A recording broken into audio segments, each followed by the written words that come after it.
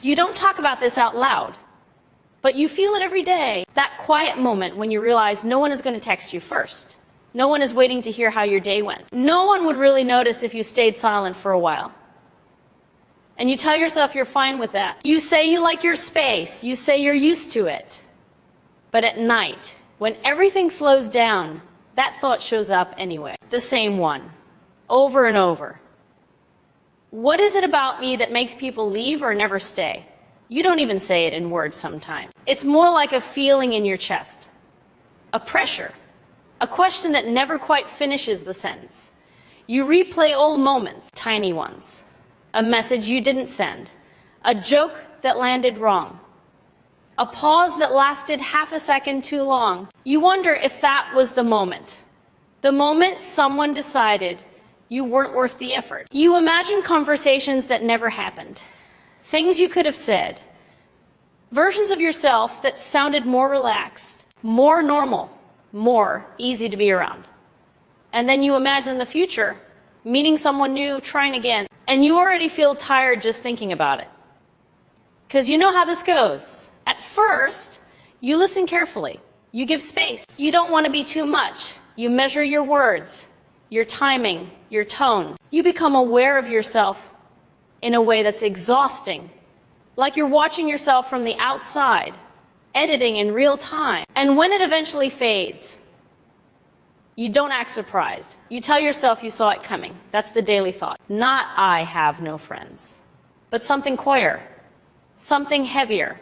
If I disappear a little, would anyone come looking? You don't ask for attention. You don't demand closeness. You don't even complain. You just carry this private awareness that connection seems to come easily to others. And for you, it feels like walking through fog. You notice things other people don't. Shifts in energy, shorter replies, delayed responses. You read between every line. And sometimes you wish you couldn't. Because once you notice, you can't unnotice. And your mind starts working. Maybe I talked too much. Maybe I didn't talk enough. Maybe they're bored. Maybe they're just busy. Maybe they finally saw the real me. You try to reason with yourself. You really do, but reasoning doesn't stop the loop. At night, it gets louder. The silence has space to stretch. You scroll. You watch other people laughing together. Inside jokes. Group chats. Shared memories. And you don't feel jealous, exactly. It's more like a dull ache, a sense of being slightly out of place in the world, like you missed a class everyone else attended. You wonder how friendships even form anymore. At what point people decide, yes, this one stays, and why it never seems to be you. You think about reaching out, but then the other thought appears. What if I'm bothering them? What if they reply out of politeness? What if they don't reply at all? So you don't send the message? And later you criticize yourself for not trying. It's exhausting. This constant self-negotiation, you're not lonely in the dramatic way. You're lonely in the quiet way. The kind that doesn't announce itself. The kind that sits beside you while you do normal things. Eat, work, watch something familiar. And every now and then it whispers, this is all there is. You start to believe there's something fundamentally different about you. Not broken, just off. Like you're tuned to a slightly different frequency, people don't dislike you, they just don't stay, and that thought hurts more than rejection. Because rejection at least has an ending. This feels endless. You replay childhood moments too, times you felt on the outside, times you watched others pair off naturally. You wonder if you learned early how to be alone, and never quite unlearned it. You're good at entertaining yourself. You know how to fill time. You know how to survive in your head. But some nights, you wish someone else lived there with you, just for a while. Someone who wouldn't need you to explain yourself. Someone who wouldn't misread your quietest distance. You don't think you're unlovable. Not exactly. You just don't feel chosen. And that's a thought that shows up daily, in different disguises. Why am I always the extra one? Why do I feel invisible even when I'm present? Why does connection feel like something I'm always almost touching but never holding? You don't tell anyone this because it sounds dramatic or needy or embarrassing.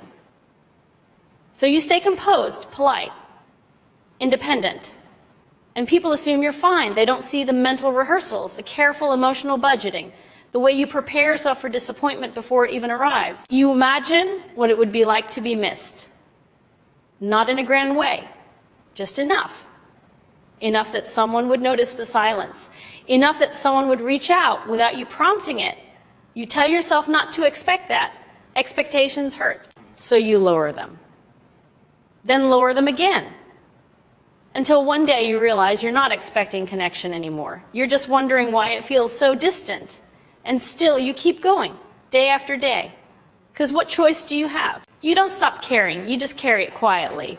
And tonight, listening to this, you're probably wondering how someone could describe this so precisely. It's because this thought leaves traces in the pauses, in the hesitation, in the way you listen more than you speak. You're not empty. You're full of unsaid things. And the truth is, the struggle isn't that you have no friends. It's that you're constantly aware of how easily you could be forgotten. That awareness changes how you move through the world, how you show up, how you hold back. You don't want to be the one who cares more. So you try not to care at all, but you do, deeply. And that's what makes this so heavy. You lie there at night, mind still awake, body tired, thinking about nothing, thinking about everything. And that same thought drifts in again, soft, persistent. If someone really knew me, would they stay? You don't answer it. You just let it exist. And maybe for the first time, you don't push it away. You let it sit beside you, not to solve it, not to fix it, just to notice it. Because being seen, even by yourself, is something you've gone a long time without. And right now, in this quiet moment, you're not alone in the way you thought you were. Not because everything is suddenly different, but because this feeling has finally been spoken. And it doesn't feel as heavy when it's not carried in silence.